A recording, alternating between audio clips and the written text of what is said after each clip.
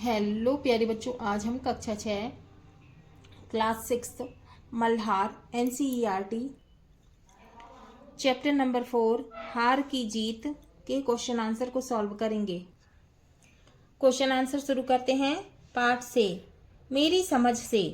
आइए अब हम हार की जीत कहानी को थोड़ा और निकटता से समझ लेते हैं।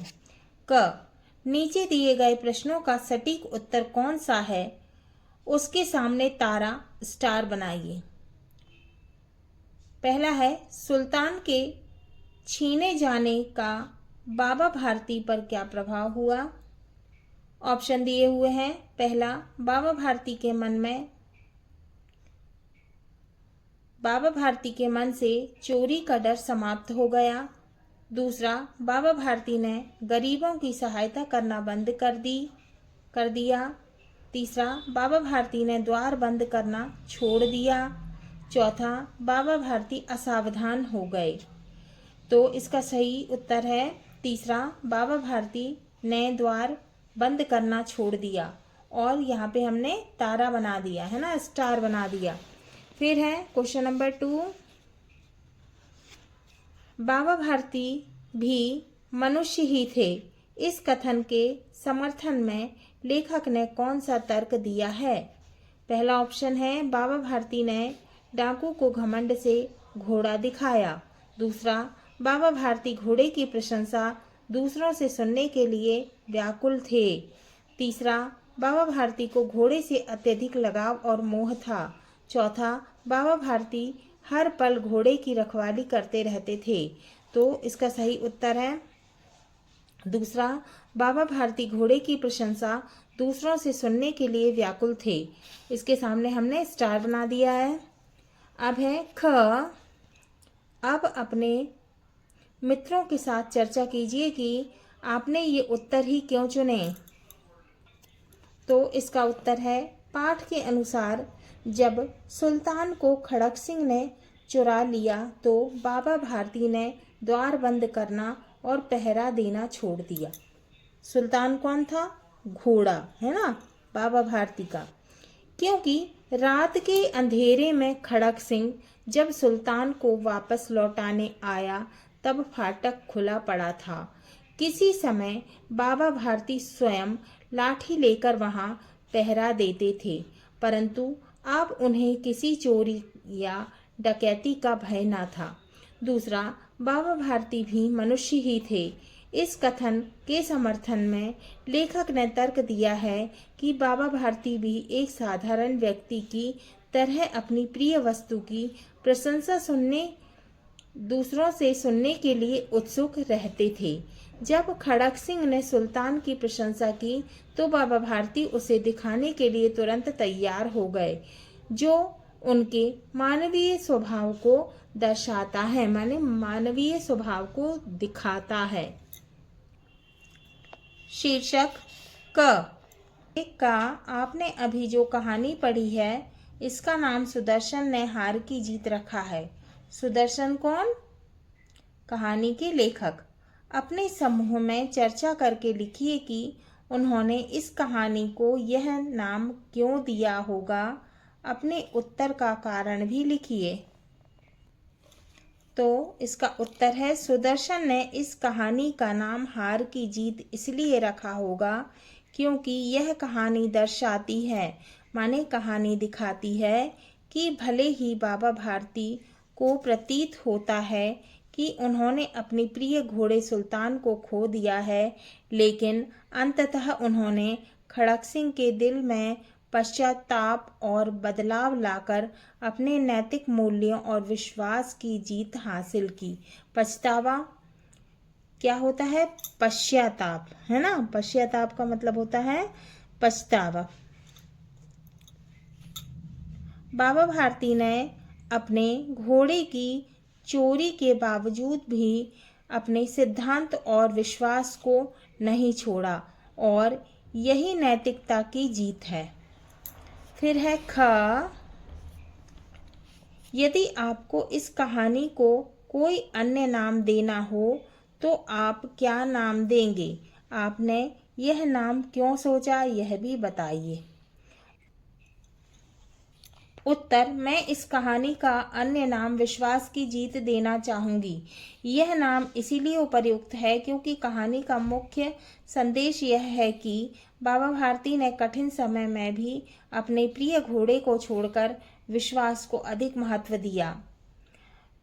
उसी उच्च विचार के कारण अंत में उन्हें उनका घोड़ा वापस मिल गया। अब गा है, बाबा भारती ने डाकू खड़क सिंह से कौन सा वचन लिया? इसका उत्तर है, बाबा भारती ने डाकू खड़क सिंह से यह वचन लिया कि वह इस घटना को किसी के सामने प्रकट ना करे, मतलब किसी को भी ना बताए। बाबा भारती को इस बात का डर था कि यदि लोगों को इस घटना का पता चला तो वे किसी गरीब पर विश्वास नहीं करेंगे। अतः खड़क सिंह से इस घटना को गुप्त रखने की विनती की।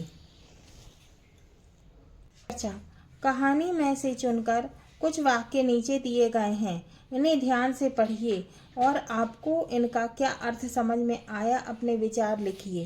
पहला है, भगवत भजन से जो समय बचता वह घोड़े को अर्पण हो जाता। इसका उत्तर है, बाबा भारती के जीवन में दो प्रमुख प्राथमिकताएं थीं। पहली भगवान की भक्ति और दूसरे अपने प्रिय घोड़े सुल्तान की देखभाल करना। भगवान की पूजा करने के बाद जो समय बचता था उसे वह अपने प्रिय घोड़े की सेवा में लगाते थे। प्रस्तुत वाक्य बाबा भारती के घोड़े के प्रति गहरे प्रेम और उसकी देखभाल के प्रति उनकी प्रतिबद्धता को दर्शाता है, माने स्नेह को दर्शाता है ना। बाबा, क्वेश्चन दूसरा है, बाबा ने घोड़ा दिखाया घमंड से, खड़क सिंह ने घोड़ा देखा आश्चर्य से। उत्तर, बाबा भारती को अपने घोड़े सुल्तान पर बहुत गर्व था, माने घमंड था, बहुत प्राउड फील करते थे। इसीलिए उन्होंने घोड़े को खड़क सिंह को घमंड के साथ दिखाया था, क्योंकि उनका घोड़ा बहुत सुंदर और अद्वितीय था, मतलब उसके जैसा घोड़ा दूसरा उनने नहीं देखा था। वही खड़क सिंह ने घोड़े को आश्चर्य से इसलिए देखा क्योंकि उसने ऐसा सुंदर और अद्भुत घोड़ा पहले कभी नहीं देखा था। उसने इससे पहले इतना सुंदर घोड़ा कभी नहीं देखा था खड़क सिंह। यह वाक्य दोनों पात्रों की भावनाओं और दृष्टिकोण को दर्शाता है। एक ओर गर्व और घमंड का भाव है तथा दूसरी ओर आश्चर्य और लालसा का भाव है। अब है क्वेश्चन नंबर 3, वह डाकू था और जो वस्तु उसे पसंद आ जाए उस पर अपना अधिकार समझता था। उत्तर, प्रस्तुत वाक्य खड़क सिंह के स्वभाव को दर्शाता है। किसको दर्शाता है, किसको दिखाता है? खड़क सिंह के स्वभाव को। खड़क सिंह एक डाकू था, वह जो चीज पसंद कर लेता उस पर अपना अधिकार जमाने से हिचकिचाता नहीं था, मतलब उसको चाहिए ही रहती थी वह चीज। वह प्रत्येक उस वस्तु को अपना मानता था जो उसे आकर्षित करती थी, चाहे वह वस्तु किसी और की ही क्यों न हो। यह स्वभाव उसकी लालच और क्रूरता को दर्शाता है। फिर है क्वेश्चन नंबर 4, बाबा भारती ने निकट जाकर उसकी ओर ऐसी आंखों से देखा जैसा बकरा कसाई की ओर देखता है और कहा, यह घोड़ा तुम्हारा हो चुका है। उत्तर, प्रस्तुत वाक्य बाबा भारती के गहरे दुख और निराशा के भाव को व्यक्त करता है। जब खड़क सिंह ने बाबा भारती से धोखे से घोड़ा छीन लिया तो बाबा भारती ने उसे इस प्रकार देखा जैसे बकरा कसाई को देखता है। यह दृष्टि भय, असहाय और निराशा से भरी थी, लेकिन बाबा भारती ने घोड़े को लेकर कोई प्रतिरोध नहीं किया, मतलब कोई भी विरोध नहीं किया, बल्कि यह मान लिया कि अब घोड़ा खड़क सिंह का हो चुका है। यह उनके त्याग और विवशता के भाव को दर्शाता है। फिर है अगला क्वेश्चन, उनके पांव अस्तबल की ओर मुड़े परंतु फाटक पर पहुंचकर उनको अपनी भूल प्रतीत हुई। उत्तर है, प्रस्तुत वाक्य बाबा भारती की मानसिक स्थिति को दर्शाता है। घोड़ा खो जाने के बाद बाबा भारती पुनः माने फिर से उस अस्तबल की ओर गए जहां घोड़ा रखा गया था, लेकिन फाटक पर पहुंचकर उनको अपनी भूल का एहसास हुआ, मतलब उनको अपनी भूल का पता चला कि अब घोड़ा वहां नहीं है। क्योंकि घोड़ा तो डाकू खड़क सिंह ले गया था। यह उनकी गहरी निराशा और खालीपन के भाव को दर्शाता है। अब है सोच विचार के लिए। कहानी को एक बार फिर से पढ़िए और निम्नलिखित पंक्ति के विषय में पता लगाकर अपनी लेखन पुस्तिका में लिखिए। दोनों के आंसुओं का उस भूमि की मिट्टी पर परस्पर मेल हो गया। का किस किस के आंसुओं का मेल हो गया? किस किस के आंसुओं का मेल हो गया था? बाबा भारती और खड़क सिंह के, है ना। तो इसका उत्तर है बाबा भारती और खड़क सिंह के आंसुओं का मेल हो गया था।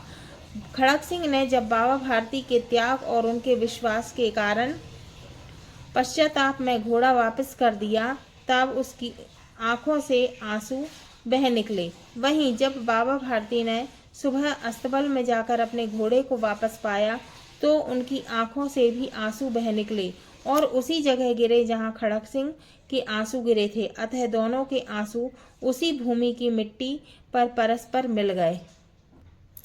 अब है खा, दोनों के आंसुओं में क्या अंतर था? उत्तर, दोनों के आंसू अलग अलग भावना से उत्पन्न हुए थे। पहला, खड़क सिंह के आंसू। खड़क सिंह जो एक डाकू था और जिसने छल से बाबा भारती का घोड़ा छीन लिया था, वह बाबा के विश्वास और उनके द्वारा किए गए त्याग के गहरे रूप से प्रभावित हुआ।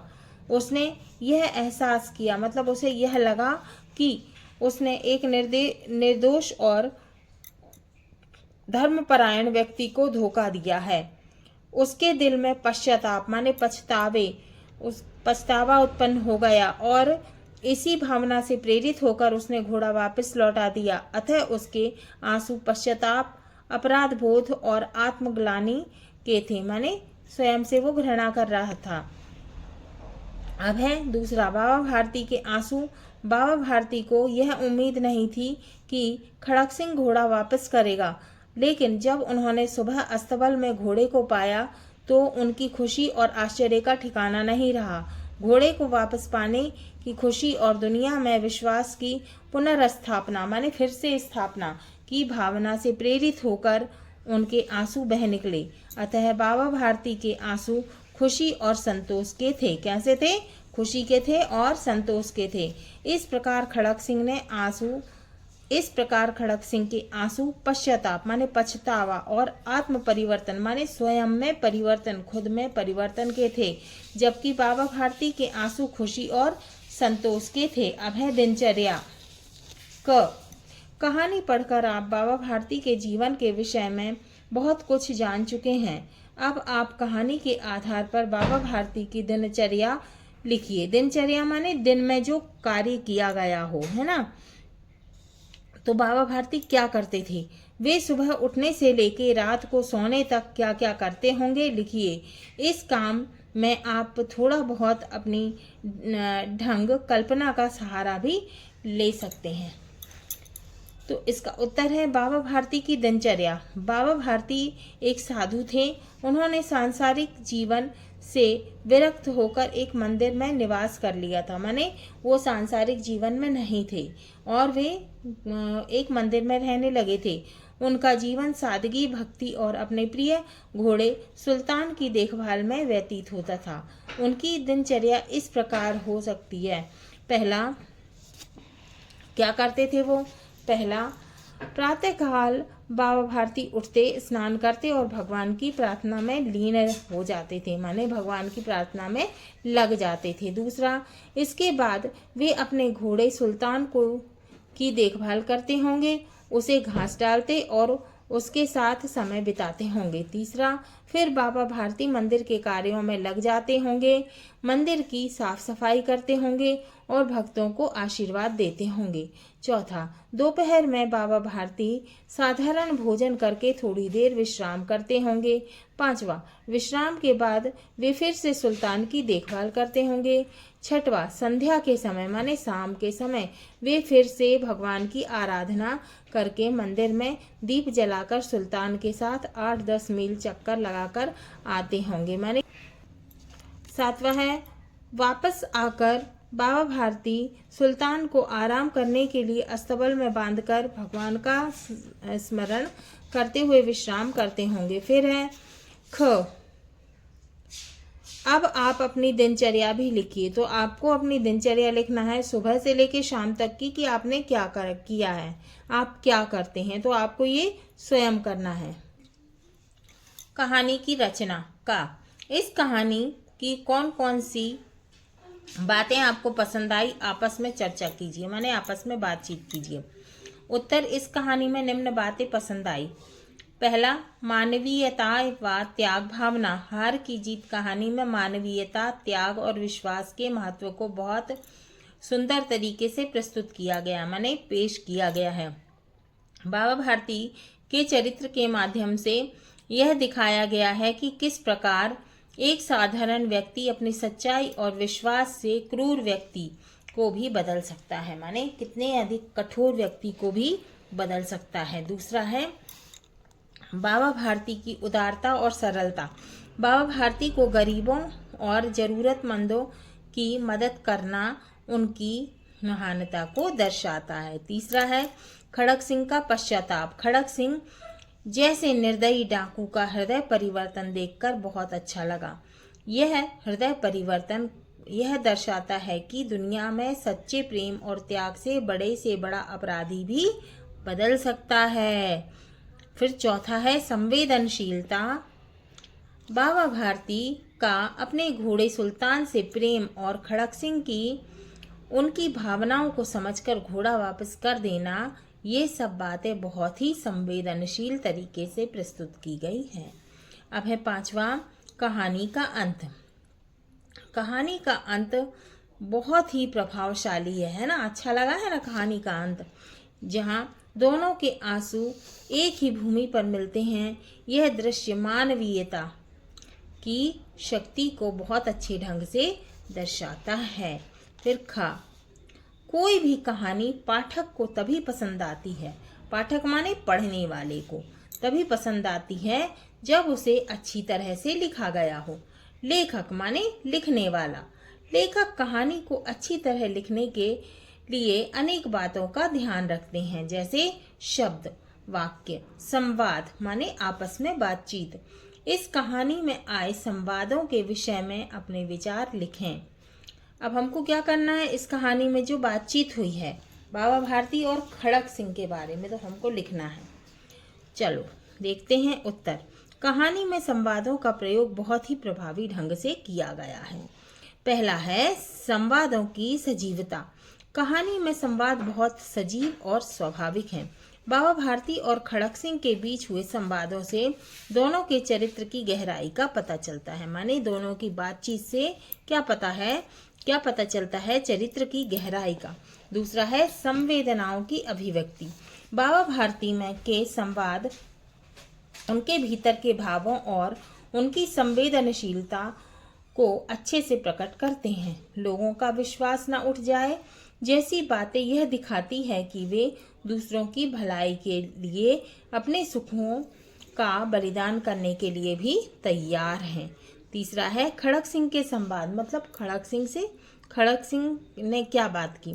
खड़क सिंह के संवादों से में शुरुआत में घमंड और अंत में पश्चाताप का मिश्रण देखा जा सकता है। यह बदलाव कहानी को और भी अधिक प्रभावशाली बनाता है। चौथा, संवादों की सादगी। संवादों की भाषा सरल और स्पष्ट है, जिससे कहानी का संदेश आसानी से समझ में आता है। कोई भी संवाद कहानी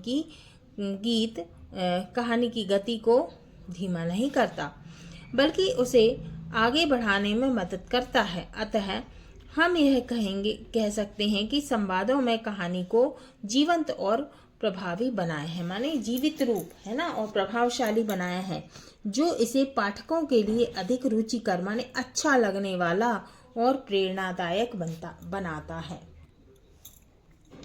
अब दिया हुआ है अगला मुहावरे कहानी से। पहला माने कहानी से क्या मुहावरे हैं, है ना, तो वो बताया गया है। अब पहला क्वेश्चन है, कहानी में से चुनकर कुछ मुहावरे दिए गए हैं, जैसे कि लट्टू होना, हृदय पर सांप लौटना, फूले ना समाना, मुंह मोड़ लेना, मुख खिल जाना, न्योछावर कर देना।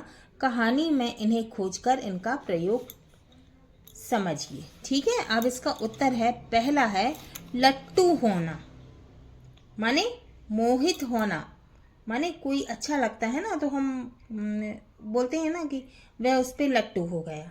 कुछ चीज़ अच्छी लगी, जैसे कोई फूल अच्छा लगा तो फूल पे लट्टू हो गया। अब जैसे लट्टू होना, किसी वस्तु पर बहुत अधिक मुग्ध या मोहित होना। प्रयोग, बाबा भारती। क्या प्रयोग है? बाबा भारती अपनी घोड़े सुल्तान की चाल पर लट्टू थे। माने जो बाबा भारती थे वो अपने घोड़े की चाल, मतलब घोड़ा जब चलता था तो उनको बहुत ही ज़्यादा अच्छा लगता था। फिर है दूसरा, हृदय पर सांप लौटना, माने कि ईर्ष्या या जलन महसूस करना। अब प्रयोग है, जब खड़क सिंह ने घोड़े की चाल देखी तो उसके हृदय पर सांप लौट गया। माने वो ये सोचने लगा कि भाई मुझे ही चाहिए ये अब घोड़ा, है ना। अब तीसरा है फूले ना समाना, मतलब बहुत ही अधिक खुश होना, प्रसन्न होना। तो इसका मतलब है अत्यधिक प्रसन्नता महसूस करना। प्रयोग है, बाबा भारती अपने घोड़े सुल्तान को देखकर फूले ना समाते थे, माने बहुत अधिक खुश होते थे। अब चौथा है मुंह मोड़ लेना, माने संबंध तोड़ देना। तो इसका अर्थ है किसी चीज या व्यक्ति से संबंध तोड़ लेना या ध्यान हटाना। अब इसका प्रयोग है, बाबा भारती ने सुल्तान से मुंह मोड़ लिया। अब है पांचवा, मुख खिल जाना, माने प्रसन्न हो जाना, है ना। तो इसका अर्थ है प्रसन्नता से चेहरे पर मुस्कान आ जाना। इसका प्रयोग है, बाबा भारती का मुख सुल्तान को देखकर खिल गया। अब है छठवा, न्योछावर कर देना, मतलब किसी चीज या वस्तु को व्यक्ति के लिए समर्पित कर देना। अब प्रयोग है, बाबा भारती अपने समय का अधिकांश हिस्सा सुल्तान पर न्योछावर कर देते थे, माने सुल्तान में ही लगे रहते थे। अब खा है, अब इनका प्रयोग करते हुए अपने मन में से नए वाक्य बनाइए। उत्तर, लट्टू होना, मेरी छोटी बहन नई गुड़िया को देखकर उस पर लट्टू हो गई और उसे छोड़ने का नाम ही नहीं ले रही थी। अब दूसरा है हृदय पर सांप लौटना, जब उसने अपनी दोस्त को नई गाड़ी के साथ देखा तो उसके हृदय पर सांप लौट गया। तीसरा, फूले ना समाना, बोर्ड परीक्षा में अच्छे अंक मिलने पर मैं फूले नहीं समा रहा था। चौथा, मुंह मोड़ लेना, रमन के दोस्त ने जब उसकी मदद नहीं की तो उसने उससे मुंह मोड़ लिया। पांचवा, मुख खिल जाना, जैसे ही बारिश की बूंदें गिरी बच्चों का मुख खिल गया, माने बच्चे खुश हो गए। छठवा, न्योछावर कर देना, माता पिता अपने बच्चों की खुशी के लिए सब कुछ न्योछावर कर देते हैं। कैसे कैसे पात्र, अब इस कहानी में कैसे कैसे पात्र आए थे तो वो हमको बताना है। ठीक है, अब इस कहानी में 3 पात्र हैं। कौन कौन से हैं? पहला तो है बाबा भारती, है ना। पहले कौन है? बाबा भारती। दूसरे हैं खड़क सिंह और तीसरा कौन है? सुल्तान घोड़ा। इनके गुणों को बताने वाले शब्दों से दिए गए शब्द चित्रों को पूरा कीजिए। तो हमें ये चित्र दिया हुआ है, क्या लिखा है? बाबा भारती। अब बाबा भारती कैसे थे? पहले तो वो दयालु थे, ठीक है, दयालु थे, फिर ईमानदार थे, फिर करुणामयी थे, फिर संवेदनशील थे, त्यागी थे और ये धार्मिक थे। ठीक है, अब क्या दिया हुआ है? डाकू खड़क सिंह। डाकू खड़क सिंह कैसा था? चालाक था, क्रूर था, बाहुबली था, माने बलवान था, निर्दयी था और धूर्त था और पश्चातापी था। अब फिर किसके विषय में दिया है? सुल्तान घोड़ा। बाबा भारती का घोड़ा कैसा था? सुंदर था, तेज था, बलवान था, आकर्षक था और वफादार था। और कैसा चलता था? उसकी चाल कैसी थी? मनमोहक थी। मनमोहक माने मन को मोहने वाली, मन को अच्छी लगने वाली। अब दिया हुआ है हमको, आपने जो शब्द लिखे हैं वे किसी की विशेषता गुण और प्रकृति के बारे में बताने के लिए उपयोग में लाए जाते हैं। ऐसे शब्दों को विशेषण कहते हैं। क्या कहते हैं? विशेषण कहते हैं। अब है पाठ से आगे सुल्तान की कहानी।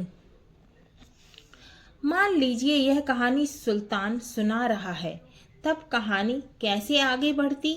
स्वयं को सुल्तान के स्थान पर रखकर कहानी बताइए। संकेत: आप कहानी को इस प्रकार बढ़ा सकते हैं। मेरा नाम सुल्तान है, मैं एक घोड़ा हूँ, लेकिन मैं साधारण घोड़ों से अलग हूँ। मेरी चाल, मेरा सौंदर्य माने सुंदरता और मेरी वफादारी ने मुझे खास बना दिया है। माने मुझे सब लोगों से अलग, है ना। माने मैं एक बहुत ही अच्छा दिखने वाला हूँ, तो खास हूँ। मेरे स्वामी बाबा भारती मुझसे बहुत प्रेम करते हैं। वे मेरी बहुत अच्छे से देखभाल करते हैं। मुझे बहुत प्यार से चारा डालते हैं और मुझे लेकर घूमने भी जाते हैं। मुझे भी अपने स्वामी के साथ समय बिताना बहुत अच्छा लगता है। वह मेरे लिए न केवल मालिक हैं, बल्कि मेरे सबसे अच्छे दोस्त भी हैं। एक दिन खड़क सिंह नाम का एक डाकू मेरे पास आया। वह मुझे देखकर आश्चर्यचकित हो गया और उसने मेरे मालिक से कहा कि वह मुझे उनके पास नहीं रहने देगा। बाबा भारती तब बहुत चिंतित हो गए, माने बहुत चिंता में पड़ गए। मुझे एहसास हुआ कि उन्हें कुछ ऐसा लग रहा था कि कुछ बुरा होने वाला है ना। मुझे एहसास हुआ कि कुछ बुरा होने वाला है, लेकिन बाबा ने मुझे हमेशा सुरक्षित महसूस कराया। कुछ दिनों बाद खड़क सिंह फिर से मेरे सामने आया, लेकिन इस बार वह बदला हुआ था। उसने बाबा की मदद मांगी। बाबा जो हमेशा दूसरों की मदद करने के लिए तैयार रहते थे, उन्होंने उसे मेरी पीठ पर बिठा दिया।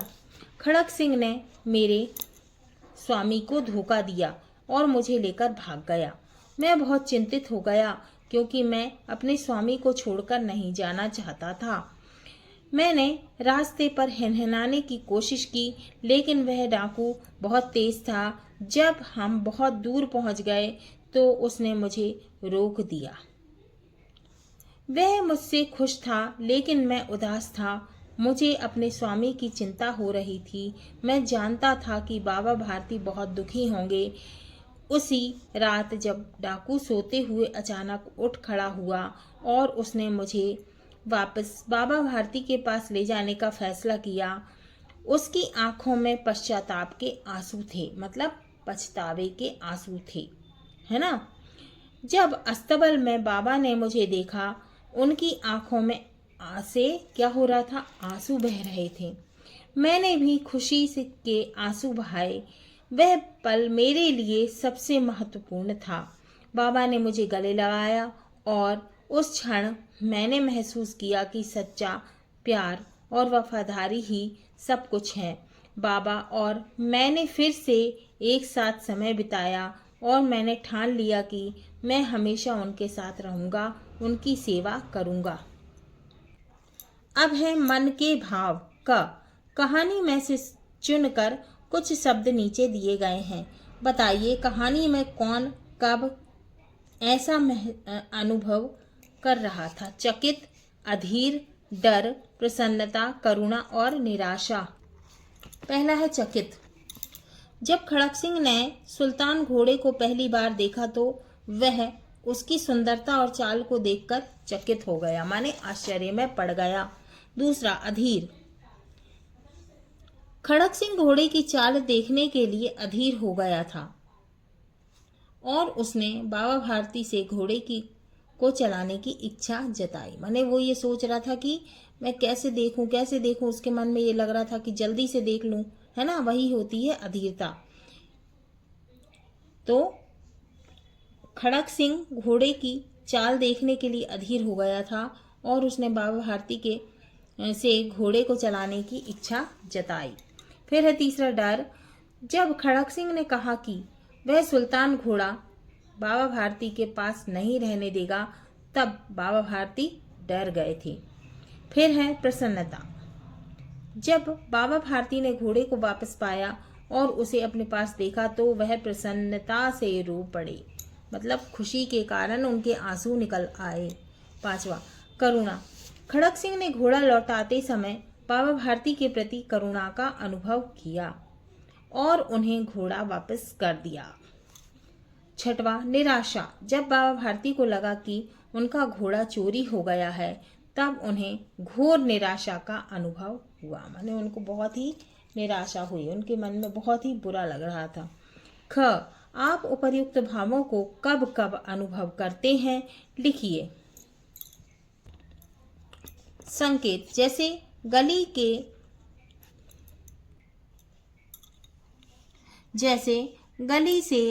गली में किसी कुत्ते को देखकर डर या प्रसन्नता या करुणा आदि का अनुभव करना। तो ये दिख रहा है ना, ये चित्र, इसमें ये लड़की है और ये कुत्ता है, ये 2 कुत्ते हैं यहाँ और एक ये है ना। तो इसका उत्तर है चकित। जब मैं किसी नई और अद्भुत चीज को पहली बार देखता हूँ, अद्भुत माने आश्चर्यजनक चीज को, है ना, तो मैं चकित हो जाता हूँ, आश्चर्य में पड़ जाता हूँ। जैसे आकाश में इंद्रधनुष। दूसरा, अधीर। मैं अपने जन्मदिन के दिन उपहारों को खोलने के लिए अधीर हो जाता हूँ, मुझे ऐसा लगता बहुत ही जल्दी पड़ती है किसी भी चीज को, है ना, उसको कहते हैं अधीर होना। फिर है तीसरा, डर। गली में जाते अचानक यदि कोई कुत्ता मेरे निकट आ जाए तो मुझे डर लगता है। चौथा, प्रसन्नता। जब मुझे परीक्षा में अच्छे अंक मिलते हैं या मैं किसी दोस्त से लंबे समय के बाद मिलता हूं तो मुझे प्रसन्नता होती है, माने खुशी होती है। 5वां, करुणा। जब मैं किसी बेसहारा जानवर या व्यक्ति को देखता हूं जिसे मदद की जरूरत है तो मुझे करुणा का अनुभव होता है, माने दया का अनुभव होता है। फिर 6वां, निराशा। जब मैं पूरी कोशिश के बावजूद भी कोई खेल या प्रतियोगिता हार जाता हूं तो मुझे निराशा होती है, माने मन में अच्छा नहीं लगता। अब है झरोके से। आप जानते ही हैं कि लेखक सुदर्शन ने अनेक कविताएं भी लिखी है, माने बहुत सारी कविताएं, अनेक माने बहुत सारे, अनेक कविताएं भी लिखी हैं। आइए उनकी लिखी एक कविता पढ़ते हैं। वह चली हवा, वह चली हवा, वह चली हवा, ना तू देखे ना मैं देखूं, पर पत्तों ने तो देख लिया, वरना वे खुशी मनाते क्यों। वह चली हवा, वह चली हवा। किसने लिखा है ये? सुदर्शन जी ने, है ना। ये चित्र में देख रहे हैं आप, ये एक लड़का है ना, और पेड़ हिल रहे हैं। चित्र में ऐसा लग रहा है कि पेड़ हिल रहे हैं, है ना, और ये 2 बच्चे हैं और एक ये नाव है, नदी है, ठीक है। और ये क्या दिख रही है? घास दिख रही है बड़ी बड़ी, जो कि हवा से हिल रही है ना।